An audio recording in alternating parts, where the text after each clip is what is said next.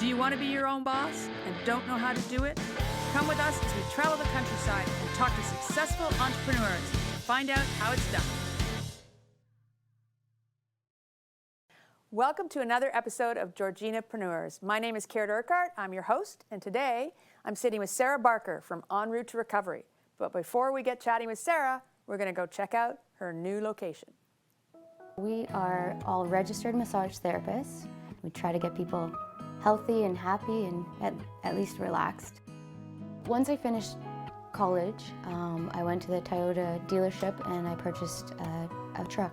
And I put my logo on it and I said, this is what I'm doing. So I was a mobile massage therapist. I actually got very sick, and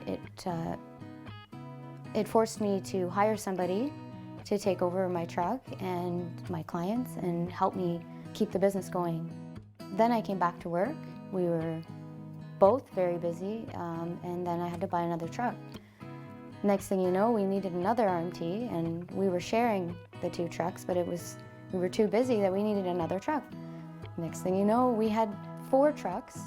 We had clinic options out of my home, and then I decided we need a location with treatment rooms. So about 6 years ago, I purchased a new home and I redesigned a 3-treatment clinic. We hired an office admin. Then we got more trucks, and it just kind of got out of control in a good way. Then COVID happened, and no one likes to talk about that, but we were shut down for about 3 months, and when we returned to work, we were very limited with how many people we could see, and there was a lot of regulations and restrictions. So we decided to hold off on the mobile aspect and just to focus on the clinic. People really enjoyed the clinic. They were kind of stuck at home, so they wanted to come out. They were working at home, their kids were there, their husbands and wives, and so they wanted to come to relax for an hour with us. But then we introduced the mobile back when things started to open up. But we found a lot of people, once they were in the clinic, they loved it. So that made me think, like, hey, we need a bigger location. My mom and I, we were just driving by and we saw this yellow building, and it was kind of like a rundown daycare that it just came for sale. And the same day that it was for sale, I said, oh, that would be a perfect location for a massage clinic. I didn't really, in that moment, realize how much work there was to put into it. I just saw my dream and that I could build En Route here, and I could reach more customers and people, and we could help more people. We're still mobile, but we are noticing once people see our beautiful new clinic, they are preferring to come in. So we are down to 1 truck now and 8 treatment rooms. So it used to be a daycare, and it wasn't supposed to be anything other than a daycare. So the first step, I had to change the change of use permit. That needed to happen well in advance and before any kind of demolition or rebuilding or designing, but I ignored that, and we went through with the demolition anyway. I should have done more homework. Something I learned later with the town's help. Because the parking lot is unique and challenging, and this is a very old property with 2 additions onto the original, it created a space issue where you need a certain amount of parking spaces per workable space within the building. We had to turn this space that we're in right now into like a staff hangout area. And then that also left us with 8 rooms, which works with our parking lot. And it allowed, instead of the 10 rooms that I was dreaming of, the 8 rooms created bigger rooms, bigger hallway, and a very comfortable clinic experience, and a massive front lobby that we weren't originally planning. They made it as easy as possible on me. Like, I can't even, like, I owe them. Like, they got a couple hugs out of me because it was very scary. It was so challenging. Like, they really did their best and helped me. We were loving our new clinic space. It's hard to drive away. Welcome back. I'm sitting here with Sarah Barker from En Route to Recovery, and I'm super excited that you're joining me here in studio. Thanks for having me. Oh God, I wouldn't not have you. I'm just so excited to have Thank you you. here. I want to know a little bit about how you got the whole mobile idea. Well, originally I planned to travel with soccer teams and be on the road fully, but once I started with one truck right out of school, it was very challenging with just me, and it's just, I don't know what to That's okay. Yeah. You had this idea, right, about Yes. about mobile. Like a lot of people Yeah. don't do mobile. So how, I don't understand what made you go mobile to begin So with. when I was in high school, grade 11, Yeah. I just had this vision, and it was completely just a dream. I was so young back then, and I told everyone about it, and nobody really believed me, but it was just so, I was so dead set on having a pickup truck because I grew up in Sutton and everyone had trucks, and I thought it would be really cool to haul my equipment around in it and, you know, put my logo all over the truck, and I just thought that would be the way I would advertise, and then I wouldn't have had to buy like a building to work out of. I would just set up in people's homes, and the costs of that seemed to make more sense. And What I love about it is that you had an idea, and despite the fact that everybody said it's not a good idea or whatever they said to Yeah. you, that you went ahead and did it anyway, Yeah. right? Because this is what I love about entrepreneurs, they just push through. Yeah. And so I'm curious as to what gave you the strength to just ignore everyone and just do what you wanted to do. Do you know I where think that came from? just being pure, like stubborn and hard-headed, and I think a lot of entrepreneurs have to be that way. If somebody says, no, you can't do it, well, you just say, well, watch this, because I'll show you how. Or it won't be pretty, but I'll push through, and if I have to change my route a little bit, then I'll modify it. I just remember telling somebody that if I'm slow in Sutton, well, then I'll drive to Newmarket. You know, I'll even drive to Barrie, and that's what I did in the beginning. It was, my days were full of a lot of driving, and things look different now, but when I started, there was days where I started in Barrie, and then I would drive to downtown Toronto for an hour appointment, and that was me being stubborn just to make ends meet to pay for the costs that mobile gave me. So, and then before you know it, a whole subdivision caught wind, or just a whole workplace. So then you schedule accordingly, and then it just kind of worked. I love the stubborn. It's like Stubborn is stubborn Sarah. The answer is stubborn. Get out of my way, we're going to get it done. Yeah, right? sometimes you just gotta make it happen. Exactly. It wasn't pretty. We'll get back to you in a second, but I got to cut to break.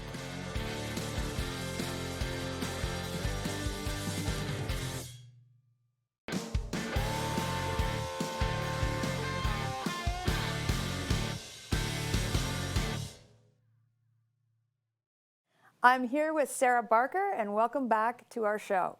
Sarah, we were talking about like your stick-to-itiveness, your stubbornness, and I know in your clinic you have this really cool beam. Can you tell me a little bit about like what that means to you?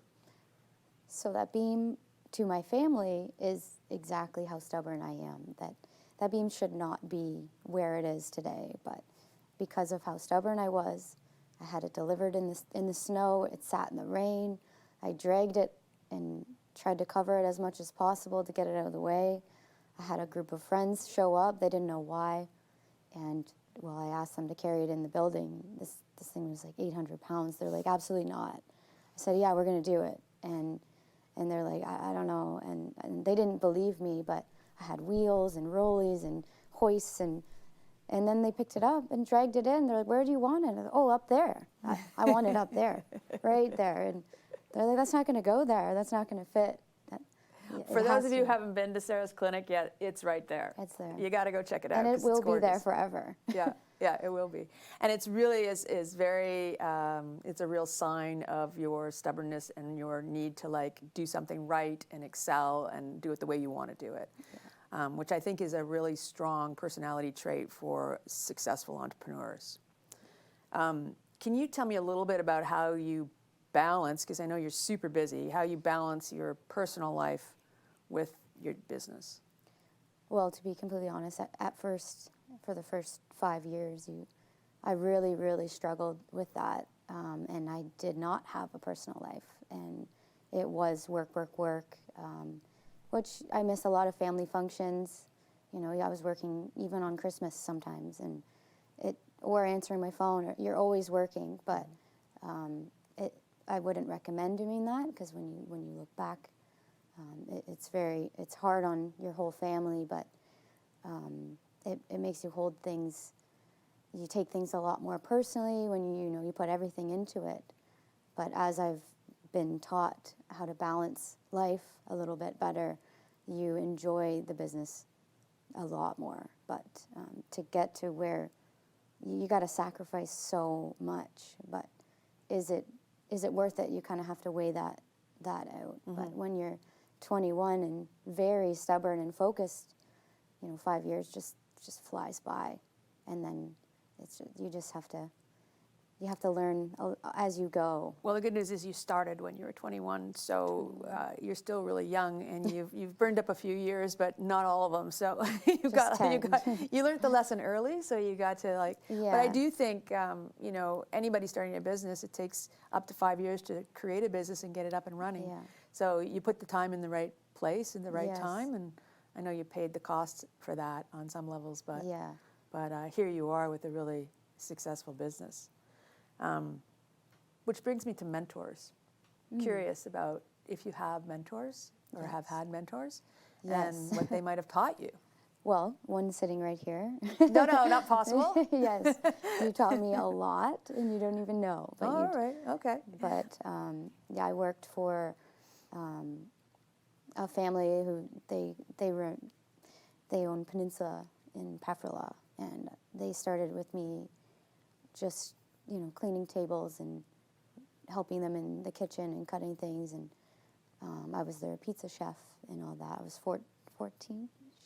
Wow. I was very young, and I worked with them until I was about 21, and they pretty much taught me that anything is possible. Like, I remember telling them I was saving up to buy a bicycle and to ride my bike to work for them. And they said, no, bypass that, buy a vehicle. Keep saving, keep working hard, buy a vehicle. And they gave me that idea, like, oh, well, what can I do with a car? I can just ride my bike to work. Well, you can do other things. You can do anything. And they motivated me to just work hard, save my money, and invest in myself. They were constantly educating me from a young age, and it didn't matter to them how old I was. They just wanted to teach me everything. So I think it's very cool that they taught you to raise your bar really young, Yeah, right? Like, here you are 14, you're going, I want the bike. And they're like, no, you want a car. And you're like, I can't even drive. Yeah. It's like, doesn't matter. Yeah. Get the car, right? Yes. And it's nice that they started that pattern Yes. of look for more, go higher, shoot higher than what where you think that you can get to, right? Yeah. I remember Jerry he saw me doodling or drawing on my break, and he's like, here, read this. And it was a book about being an entrepreneur, and just like, I didn't see it then, but he saw it in me that I was similar to him. And he just showed me how. He just showed me in ways I didn't realize until now. And that's something I'm very, very grateful to have in my life, is Jerry and Jacqueline. They're still in your life? Very much so, yeah. Yeah. Do you still go to them for advice from time Yeah. to time about what you're doing? Yeah, they've helped me with everything. Even if they don't see my ideas, they still see my stubbornness. They're like, oh, I don't see that, but I believe you. Right. So, but then they see me make mistakes, and they also know that's part of my journey. So they let me make mistakes also, and I'm thankful for that. And then when I'd be like, well, why didn't you tell me? Oh no, we knew you'd figure it out. And See, I think that's something that a lot of people miss, is that you see people at the height of their careers and you don't realize how many mistakes they made to get there, right? And I think it's great that you are being transparent enough to say, yeah, I made mistakes. Oh, yeah. Because that's part of the learning, right? Yeah. Was there a mistake? You don't have to tell me what the mistake was, but was there a mistake that you actually got your biggest lesson from? Yeah, so in my first 3 months of En Route to Recovery, I got an email from somebody out of the country, and she was very pleasant, and she wanted to book her and her friends in 4 massages twice twice a month for the whole summer. And I'm like, oh, this is great. Like, and so I, told them what the cost would be, and they agreed on it and everything like that. And they wanted to pay up front.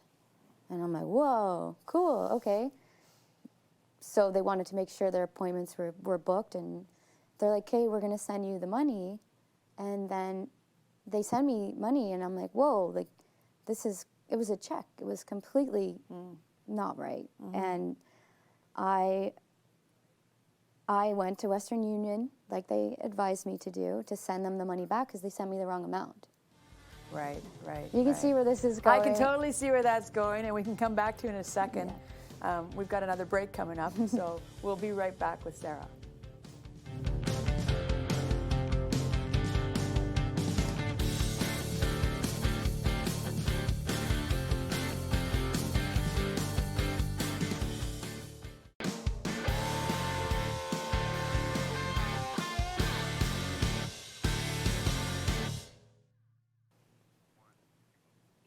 Welcome back. We're here with Sarah Barker from En Route to Recovery, and Sarah was just telling me a story of one of her mistakes and something she learned from it. So carry on with your story about the check. So I love a good blooper, so the story is a blooper. We'll call it that. Yeah. So they gave me this check. I went to Western Union, pulled out cash out of my accounts, and I sent it back to them. Later that evening, I sat at the dinner table with my mom and dad and my brother, and I said, oh, I did my first entrepreneur thing, and the wrong amount came to me, and I sent it back, and don't worry, Mom, everything's okay, like, everything's great. And she looks at me, and she's like, and she looks at my dad, and my brother is just like, uh-oh. And then something wasn't right, and my mom's just like, you will never see that money again. Yeah. And I was like, so I had emailed the person back, like, hey, I think I sent you the money, but are you, like, a good person? Like, never heard from him again. So you got scammed early, which taught you about scammers. But what I did the next morning, I went to the police station and just said, hey, super embarrassing, but this is what I did. Can you guys help me in any way? They did their job, they took their information, but they giggled at me and just like, I'm 21, and I'm like, like, hey, like, I messed up, and sure enough, you're never gonna get that money back, but, are you any good? And I'm like, I'm pretty good, like, I'll do my best. So the person at the front desk, York Region Police, they booked with me, they told all their friends I'm pretty good, and then that's the majority of our clientele. It's just word of mouth spread, and I'm pretty good, and that's what they said. I love that. And it's so amazing that, and this is a lesson for everyone who's in business, really, because it's the, like, from something bad comes something good. You never know where your next client's going to come from, right? Like, here you are going to report something where a mistake that you made or somehow you got taken advantage of, and at the end of the day, you capitalized on it and got clients from that moment, right? And that was a dark moment in business. Like, I'm like, I shouldn't be in business. I shouldn't be doing this. I just gave money away, and of course, people said that, but it was a big blooper, dark moment. But then it happened for a reason. Flip I guess. side, like, totally it did, because then you met all those police officers, and I still know them today. And right. So I mean, it's a great thing. Yeah. And so on that note, I mean, we're talking about mistakes that you may have made, et cetera, and how you build your business and word of mouth. Is there any other marketing that you do for your company? We don't really do any, like, advertising marketing. We did in the beginning, but word of mouth in a small town, I guess, is the best way to.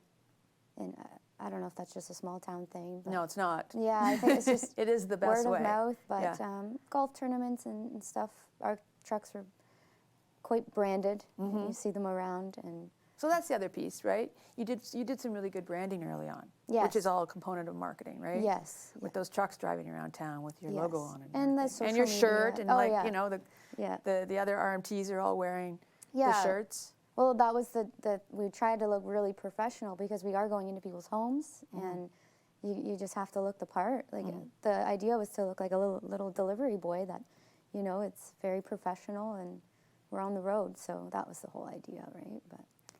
So what advice would you have, now you're in a mentor role, what advice would you have for entrepreneurs starting up? Starting up, if you feel like you really want something and you have a vision and you can do it and you have the energy, you're young, do it. Just do it.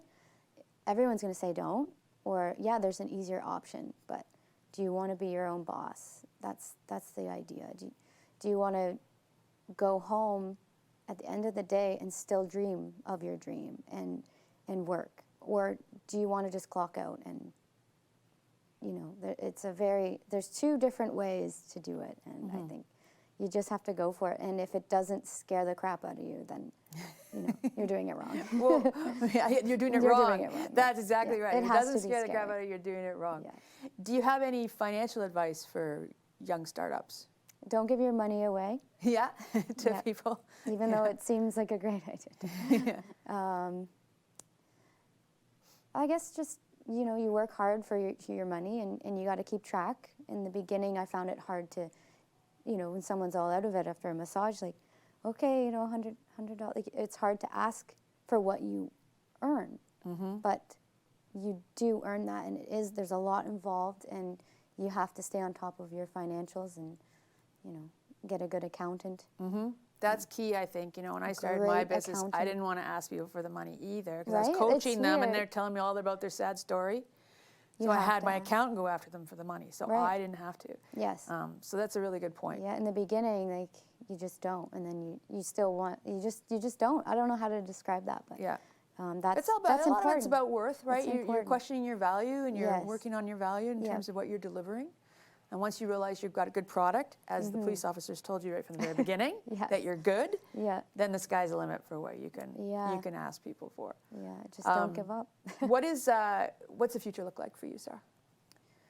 The future is in the clinic for sure. Unfortunately, the mobile has changed quite a bit actually. Just the costs don't make sense when you go into multiple RMTs, and when you do get so busy, driving 45 minutes, it was starting to harm the clientele and in the availability in the schedule. So it also is very hard on my staff, my RMTs.